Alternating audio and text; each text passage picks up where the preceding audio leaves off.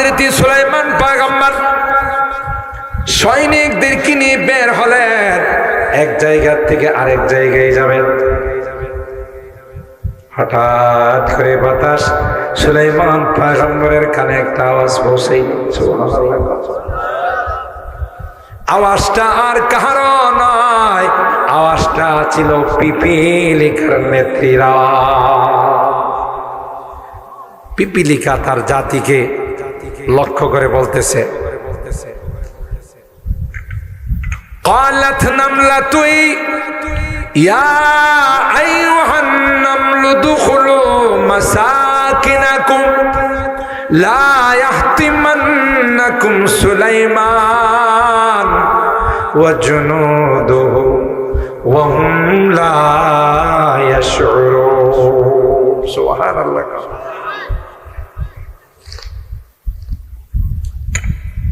পিপীলিকা তার স্বজাতিকে উদ্দেশ্য করে কয়, ভাষণ দেয় আর কয়, উদখুলু মাসাকিনাকুম, তোমরা সবাই যার যার বাসায় ঢুকে যাও, যার যার গর্তের মধ্যে ঢুকে যাও। কেন গো? কিছুক্ষণের মধ্যে সুলাইমান পয়গম্বর তার সৈনিকদেরকে নিয়ে, তার সহচরদেরকে নিয়ে এই রাস্তা অতিক্রম করবে। তোমরা যদি গর্তের ভিতরে না যাও, সৈনিকদের পায়ের নিচে পড়ে তোমরা পদদলিত হয়ে যাবে, মাটির সঙ্গে মিশে যাবে। আর মনে রাখো, তোমাদের এই হত্যার জন্য সুলাইমান পয়গম্বর এবং তার অনুসারীরা দায়ী হবে না। আরো আস্তে আল্লাহু আকবার। একটা পিপীলিকা বুঝে, যারা পয়গম্বর হয়, পয়গম্বরের যারা অনুসারী হয়, পয়গম্বরের যারা নায়েবে রাসূল হয়, ওয়ারাসাতুল আম্বিয়া হয়, উলামায়ে কেরাম হয়, এরা সন্ত্রাস তো দূরের কথা, জঙ্গিবাদ তো দূরের কথা, টেররিজম তো দূরের কথা, এরা জেনে শুনে একটা পিপীলিকাকেও হত্যা করে না। কথা কয় না। কিন্তু এদেশের কিছু কোরআন পাপী আছে, নাস্তিক আর মুরতাদ আছে, এরা কিছু হলেই আলেম ওলামাদেরকে, নায়েবে রাসূলদেরকে সন্ত্রাস বলে, জঙ্গিবাদ বলে। কথা বলেন ঠিক কিনা?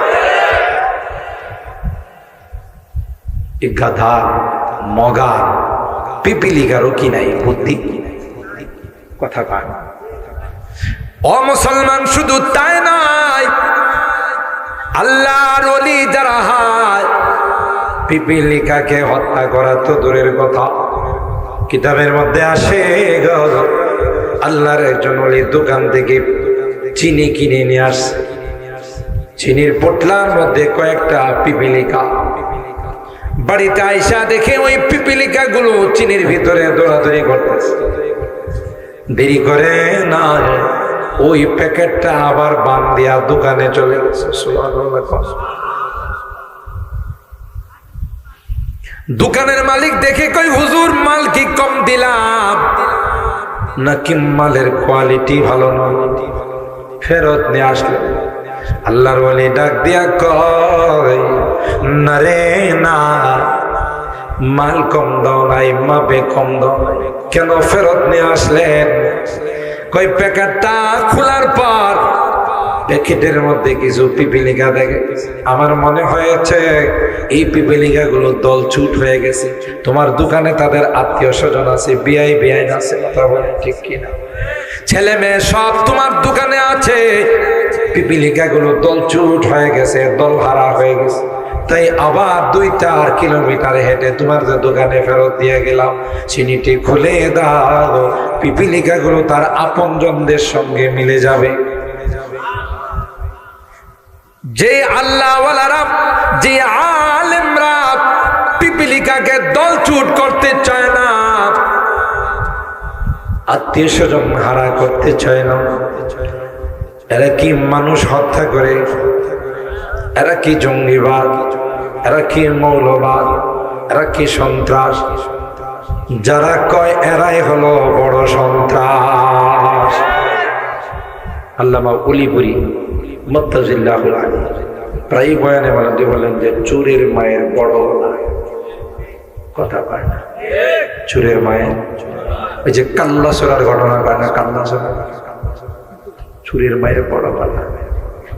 একজন বিচারক আমাদের এই বাংলাদেশে একটা সময় আদালতের মধ্যে এসে রায় দিয়েছিল, এদেশে যারা মৌলভীরা যারা ওয়াজ করে, মাহফিল করে বেড়ায়, এদের আয়ের মধ্যে ইনকাম ট্যাক্স বসাতে হবে। লিস্টি করেছিল প্রায় 1000 ওলামায়ে কেরাম। আল্লাহ ওরে কয়, সে শুনে নাই, ইনকাম ট্যাক্স তো হুজুরদের ইনকামের মধ্যে বসবে না, ইনকাম ট্যাক্স বসবে তোর নিচের অংশে। কথা পায় না। নতুন করে যখন দেশ স্বাধীন হলো, কথা পায় না, নতুন করে দেশ যখন স্বাধীন হলো তখন ওই বিচারপতি সিলেটের কানাইঘাট এলাকা দিয়ে ভারতে যাইতে চাইছে, কথা পায় না। তো ভারতে যখন রওনা দিছে তখন নদী পার হওয়ার জন্য ব্যাগে করে তো লুটপাটের টাকা যা আছে কোটি কোটি টাকা লয়ে গেছে। এটা দৃষ্টি পড়ে গেছে নৌকার যারা আছে মালিকরা, এই ব্যাগের মধ্যে কিরি হেরে জিগেছে, কাপড় চোপড় একটু ব্যবহার না, খুললে দেখে বাবারে হাজার হাজার কোটি টাকা এরা পাইছি। কথা কন, সব রাইখা উত্তম মাধ্যম দিয়া গতর দেশে ফেরত যা। পরে আবার সিলেটের বর্ডারে যখন ফেরত দিছে আর সবাই যখন ওনারে চিন্তা বানাইছে, উনি তো এই তো সেই, কথা পায় না, সেই তো সে কালো মানিক, কথা পায় না। হারানো মানিক পাইছি, কি পাইছি? হারাই গেছিল, আমরা হারানো মানিক হারাই গেছিল, পায়ে গেছি। এখন সবাই কই ভাই আমার একটু সুযোগ জানানো, হালকা একটু শরিক হয়, গাজীর মর্যাদা পায়। এখন শরিক হইতে গিয়া সবাই নিচের অংশে শরিক হয়েছে, কথা পায় না। মিডিয়ার সাহায্যে আমরা জানতে পারলাম ডাক্তারদের চেক আপের মাধ্যমে যে ইনকাম ট্যাক্স যা বসছে সব নিচে বসছে, কথা পায় না। আল্লাহ কই আলেম ওলামাদের বয়ানের মধ্যে ইনকাম ট্যাক্স বসাবে, ওই দিন বেশি দূরে নয় যেদিন তোর নিচের অংশে ইনকাম ট্যাক্স বসাবে। ঠিক কিনা বলেন? কার সাথে দুশ্মনী করো? তুমি চিনো না হযরত মুফতি আমিনী রাহিমাহুল্লাহ প্রায় বক্তব্যে বলতেন, মিয়া সাহা টুপির নিচে বারুদ আছে। সুবহানাল্লাহ বলেন না? টুপির নিচে কি আছে? বারুদ আছে। অর্থাৎ তোমরা হাজারো চেষ্টা করে যা করতে পারবে না, আমরা 2 হাত তুলে তার চেয়ে বেশি করতে পারি। ঠিক না বেটি? तौहीद ने बख्शी है हमें हौसला मंदी, तौहीद ने बख्शी है हमें हौसला मंदी, हम मिल्लत इस्लाम के जाबाज सिपाही, हम मिल्लत इस्लाम के जाबाज सिपाही, हम खालिद दर्रार की अजमत का नशा है, हम खालिद दर्रार की अजमत का नशा है, हम कासिम महमूद की गैरत का नशा है। আমাদের চিনো না, আমরা হইল ওই সকল আকাবেরদের সন্তান যারা 200 বছর ভারত উপমহাদেশকে শাসন করেছিল, শোষণ করেছিল, তাদের হাত থেকে মুক্তির পতাকা উত্তোলিত করেছিল। আমরা তাদের সন্তান, ঠিক কিনা বলেন? এখনো আমার এই প্রিয় মাতৃভূমি বাংলাদেশের 1 ইঞ্চির মাটির দিকে যদি পার্শ্ববর্তী রাষ্ট্র কুদৃষ্টিতে তাকায়, রৌমারী সীমান্তে যেমন আমার বিডিআর দেওয়ানরা বিনা হিসাবে তাদের 100 বিএসএফ কে জাহান্নামে পাঠিয়ে দিয়েছিল, এখনো যদি কুদৃষ্টিতে তাকায়, এদেশের মানুষ সার্বভৌমত্ব রক্ষা করার জন্য সেকেন্ডের মধ্যে জাহান্নামে পাঠিয়ে দেওয়ার জন্য প্রস্তুত হয়। কি মনে করছো? আমাদেরকে দুর্বল মনে করো? নো, আমাদের কাছে আল্লাহ প্রদত্ত শক্তি আছে, ঠিক কিনা বলেন? डरते नहीं मुसलमान दुनिया में किसी से गए, डरते नहीं मुसलमान दुनिया किसी से जब मिल गई है दौलत ईमान नबी से बाजू तेरी तौहीद की क़ुव्वत से कवी है इस्लाम तेरा दीन है तू मुस्तफवी है আমাদের ধর্মের নাম হলো ইসলাম আমাদের আছে তাওহীদ বিশ্বের কোনো পরাশক্তিকে আমরা ভয় পাই না কথা কয় না জোরে বলেন যেমন ভয় পায় না আফগানিস্তানের মুজাহিদরা বিশ্বের দুইটা পরাশক্তি তাদেরকে পরাস্ত করতে পারে নাই সারেন্ডার করে মাপ চেয়ে বিদায় গোটা বিশ্বের জন্য এখন আফগান মডেল উন্নতি বলেন নিরাপত্তা বলেন বিভিন্ন আবিষ্কার বলেন সব লাইনে গোটা বিশ্বের জন্য আফগানিস্তান মডেল যেখানে ইসলাম থাকবে যেখানে কোরআন থাকবে সেখানে মানুষের জানমালের নিরাপত্তা ইজ্জত আবরুর নিরাপত্তা ইসলাম থাকে ঠিক কিনা বলেন মানব রচিত তন্ত্র মন্ত্রে কোনোদিন শান্তি আসতে কথা পায় না পারে না পারে না হযরত সুলাইমান পয়গম্বর কষ্ট হইতেছে আপনাদের হযরত সুলাইমান পয়গম্বর মুস্কি হাসি দিলেন সাথীরা কয় পয়গম্বর কেন মুস্কি হাসলেন আল্লাহর পয়গম্বর বলেন এই মাত্র 3 মাইল দূরের থেকে আবহাওয়া বাতাস আমার কাছে একটা খবর পৌঁছেছে সুবহানাল্লাহ পিপিলিকার ভাষণটা আমার নিকট পৌঁছে দিয়েছে পিপিলিকা এই ভাষণ দিলেন তার জাতিকে বললেন তোমরা গর্তের ভিতরে ঢুকে যাও সুলাইমান পয়গম্বর যাওয়ার পরে বের হবে কারণ নবীরা নবীর ওয়ারিস যারা হয় এরা জেনে শুনে মানুষ হত্যা তো দূরের কথা ছোট্ট একটা প্রাণীকেও তারা কোনোদিন হত্যা করে না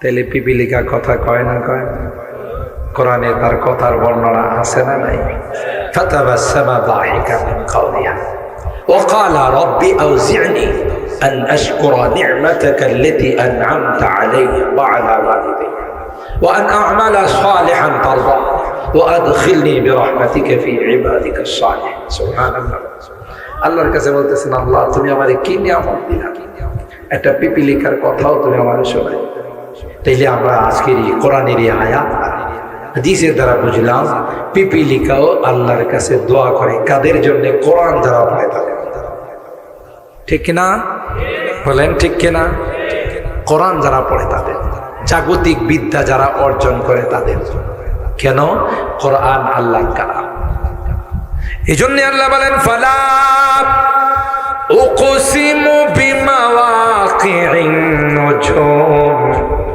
ওয়া ইন্নাহু লাকাসামুল লাউ তা'লামুনা আযীম আল্লাহ বলেন যে সকল জায়গাগুলো দিয়া তারকাগুলো উদিত হয় আমি তাদের কসম খায়া কই আমার এই কসমটা বড় দামি আল্লাহ কি কয় ইন্নাহু লাকুরআনুন কারীম আমার কালাম বড় সম্মানিত আমার কালাম বড় দামি সুবহানাল্লাহ জোরে বলেন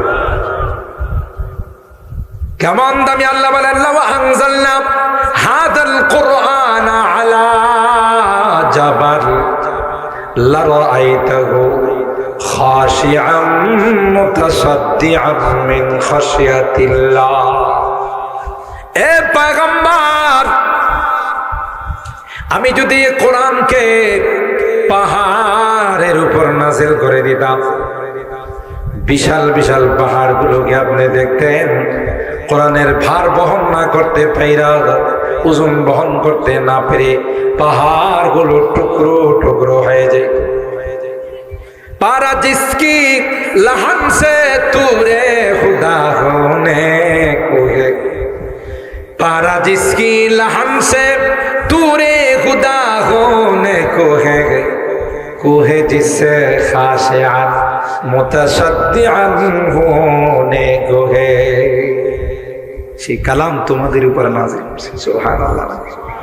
পৃথিবীর যত রাইডার আছে, লেখক আছে, তাদের বই পুস্তক লিখে তাদের প্রথমেই তারা বলেন ভূমিকার মধ্যে, আমার এই বইয়ে যদি কোনো ভুল ত্রুটি আপনাদের দৃষ্টিগোচর হয় আমাকে জানালে পরবর্তী এডিশনে আমি ঠিক করে দেব, বলে না? কিন্তু আল্লাহ রাব্বুল আলামিন তার কালামের শুরুতে বলেন আলিফ লাম মিম যালিকাল কিতাবু লা রাইবা ফীহি। আমার এই কালাম, আমার এই কোরআন, লা রাইবা ফীহি, না না, আমার কালামের কোথাও সন্দেহের বংশ পর্যন্ত নাই। ঠিক কিনা? কার কালাম? আ কালামে জিন্দা কোরআনে হাকিম, হিকমতে ওলা জাওয়ালা আস্তখাদি। আল্লাহ বলেন আল্লাহর কালামে কোনো সন্দেহ নাই, কোনো রকমের সন্দেহের বাতাস নাই, কারণ এটা কার কালাম? জোরে বলতে হবে, আর একটু জোরে বলতে হবে, কার কালাম? এটা আমার রবের কালাম, যে কালামে আল্লাহর বান্দা পড়তে পারে নাই, শুধু লাইনের মধ্যে আঙ্গুল বোলায় আর কয় আল্লাহ এটা তোমার কালাম রে, আমি বড় মহব্বত করি, আমি পড়তে জানি না। মৃত্যুর পরে আল্লাহ ডাক দিয়া কয় আমার কালামকে তুমি পড়তে পারো নাই, আমার কালামকে ভালোবাসো রে, তাই তোমার জন্য জান্নাতের ফায়সালা করে দিলাম। আপনাদের কি ধারণা আজকে কোরআনের মহব্বত নিয়ে যারা এখানে বসে আছেন তাতে কি আল্লাহ খুশি না বেজার? আরো জোরে বলেন। ফেরেশতাদেরকে আল্লাহ ডাক দিয়া কয় হলি কোরআন আদর্শ মাদ্রাসার মাহফিলে এই মানুষগুলো এখন 11:36 হয়ে গেছে, বাসায় যায় নাই, বাড়িতে যায় নাই, কি জন্যে বসা আছে? ফেরেশতারা কয় আল্লাহ তোমার জান্নাতের আশায়, জাহান্নাম থেকে মুক্তি পাওয়ার আশায়। আল্লাহ ডাক দেখবে সাক্ষী থাকো রে, যে জাহান্নামের ভয়ে এখানে বসা আছে, যে জান্নাতের আশায় বসা আছে, আমি আল্লাহ তাদের উপর জাহান্নাম হারাম করে দিয়ে জান্নাতের ফায়সালা করে দিলাম। সুবহানাল্লাহ, জোরে কার? খুশি না বেজার? ভাই প্রতি রাত্রি কি এখানে মাহফিল হয়? আজকে হয়ে গেলে আরই বছর হবে, আবার যদি আল্লাহ হায়াতে রাখে আগামী বছর ঈমান তাজা হয়, আল্লাহ খুশি হয়। সুবহানাল্লাহ, জোরে বলুন। আমি শেষ কথা আপনাদের বলবো, আমি বলছিলাম সর্বোচ্চ 12টা, এর আগে দোয়া করে দেবেন ইনশাআল্লাহ। শেষ কথা বলবো, যতদিন বেঁচে থাকো, যতদিন আল্লাহ আমাদেরকে দুনিয়াতে রাখবে, ততদিন কোরআনকে ভালোবাসো। রাজি আছি? হাত তোলেন, হাত তোলেন, হাত তোলেন। লিল্লাহে তাকবীর, লিল্লাহে তাকবীর। হাত নামা। কোরআনের পাখিদেরকে ভালো, রাজি আছি ইনশাআল্লাহ। কোরআনের মাদ্রাসায় কি, মাদ্রাসার বড় হুজুর উস্তাদদের কাছ থেকে খোঁজখবর নেব, কোন ছাত্রটা এতিম আছে, কোন ছাত্রটা গরিব, আমার একটু সুযোগ দিবেন, আমি তার একটু খেদমত করি। এই কোরআনের পাখিগুলো যখন আল্লাহ তাদেরকে বলবে জান্নাতে যাও, তোমার জন্য 6666 তলা বাড়ি রেডি করে দেবে, কোরআনের পাখিগুলো বলবে আল্লাহ আমরা বলি কোরআন আদর্শ মাদ্রাসার ছাত্র ছিলাম, এই ব্যাপারী বাড়ি এলাকার, ব্যাপারী পাড়ার এলাকার মানুষগুলো আমাদের মাদ্রাসাকে কলব দিয়ে ভালোবাসত, কলিজা দিয়ে ভালোবাসত, এদেরকে ছাড়া তোমার জান্নাতে যাও। সুবহানাল্লাহ। সেদিনকে আপনার সন্তান আপনাকে চিনবে, বলো, আপনার স্ত্রী চিনবে, আপনার বন্ধু বান্ধব চিনবে, সেদিন চিনবে কোরআনের পাখি। আর একজন হাফেজে কোরআন আল্লাহ রাব্বুল আলামিন তাকে এত পাওয়ার দিবেন যে 10 জনের উপরে জাহান্নাম ওয়াজিব হয়ে গেছে, এমন 10 জনকে সুপারিশ করে আল্লাহ তাআলা। আপনাদের সুবহানাল্লাহর আওয়াজে মনে হইতেছে কয়েক সপ্তাহ যাবত রোজা, রোজা না তো? আমার তো মনে হইতেছে সবাই রোজা আছে। সেই সুদূর ঢাকা থেকে আমি আসলাম, সুহিলপুর মাঠে বয়ান করলাম, এরপরে আপনাদের সাথে কথা বলতেছে। আমাদের ব্যাটারি তো একটু ডাউন ডাউন মনে হয়, তাই না? হ্যাঁ, তা আপনারা তো জামাইয়ের মতো বসে রয়েছে, একটু জোরে সুবহানাল্লাহ করলে কি আল্লাহ বেজার হয়? কথা পায়, আল্লাহ খুশি হয় না? জোরে বলেন আল্লাহু আকবার, আরো জোরে বলেন আল্লাহু আকবার। এই যে এখন এসে মূর্তি মজায় মনে হয় যে অর্ধেকটা ভিতরে আর অর্ধেকটা বাইরে। আর বিশ্বকাপ ফুটবল খেলা যখন শুরু হয়, বাপরে বাপ, খিচুড়ি পাকায় রাত কি রাত জাগ্রত থাকে। আর যদি নিজের সমর্থনের দলটা একটা গোল কোনো মধ্যে, গোল দেওয়ার জন্য আমরা এখান থেকে একটু শক্তি দিই, ধাক্কা দিই, কথা বলেন ঠিক কিনা? আর যদি একটা দিতে পারে, আওয়াজ কারে কয়, কত প্রকার কি সরাই থানা পুরোটাতে আওয়াজ শোনা যায়, কথা পায় না। কোরআনের মাহফিলে আসলে আমাদের আওয়াজ দেয়। আল্লাহ আমাদেরকে কোরআনের পাখিদের সাথে সম্পর্ক রাখার তৌফিক দান করুন। আমার কথায় রাগ করছেন না তো? ভালো। আর এই মাদ্রাসাগুলোর প্রতি খেয়াল রেখে, নিজের সন্তান থাকলে সন্তান দিয়ে, সন্তান না থাকলে যারা এখানে বাইরে থেকে লেখাপড়া করতে আসছে তাদের প্রতি সুদৃষ্টি রেখে লাভ হবে, লস হবে, ঠিক না বেঠিক? আল্লাহ আমাদের তৌফিক দান করুন।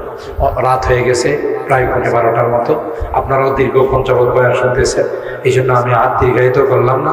আল্লাহ তাআলা আমাদের সবাইকে, আমাদের এই মাজমাকে আল্লাহ তাআলা কবুল করুন। আমিন। ও আখিরু দাওয়ানা আনিল হামদুলিল্লাহি রাব্বিল